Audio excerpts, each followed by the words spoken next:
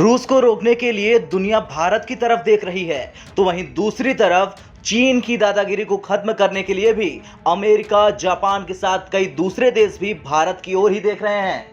अब ताइवान को ही देख लीजिए। ताइवान के जो विदेश मंत्री हैं जोसेफ वू, उन्होंने भारत का नाम लेते हुए चीन पर सीधा निशाना साधा और यह भी कह दिया कि भारत के क्षेत्रों पर चीन का दावा बेतुका है।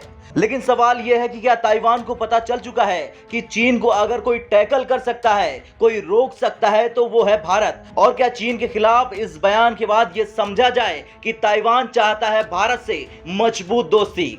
दरअसल जोसेफ वू ने कहा, ताइवान और भारत के क्षेत्रों पर चीन का दावा बेतुका है। चीन ऐसे दावे कर रहा है जो यथास्थिति के खिलाफ है। इतना ही नहीं, ये दावे सिर्फ बेतुके नहीं बल्कि बेहद खतरनाक भी हो सकते हैं। बीजिंग पूर्वी चीन सागर, दक्षिण चीन सागर, ताइवान और भारत के कुछ हिस्सों को अपना बताता है। चीन के इन दावों के कारण क्षेत्र में शांति भंग हो सकती है। ताइवान का यह बयान ऐसे वक्त पर सामने आ रहा जब एक तरफ रूस और यूक्रेन में जंग चल रही और ताइवान ये देख रहा कि भारत की ओर अमेरिका सहित दुनिया की सारी महाशक्तियां देख रही हैं। और यह बयान इसलिए भी है क्योंकि जून 2020 में भारतीय वीर सैनिकों ने चीनी सैनिकों के छक्के छुड़ा दिए थे और पूर्वी लद्दाख में यथास्थिति बदलने के मकसद को नाकाम कर दिया था और चीनी सैनिकों की जमकर कुटाई की थी।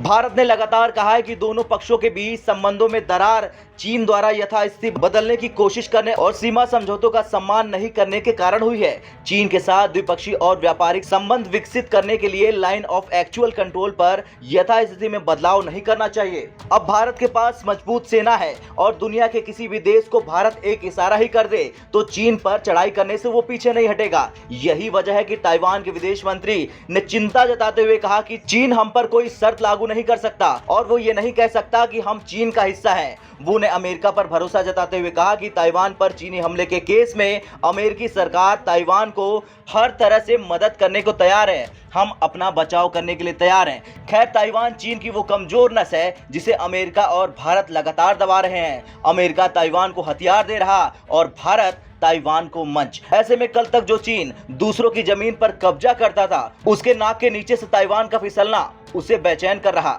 ब्यूरो रिपोर्ट, भारत तक।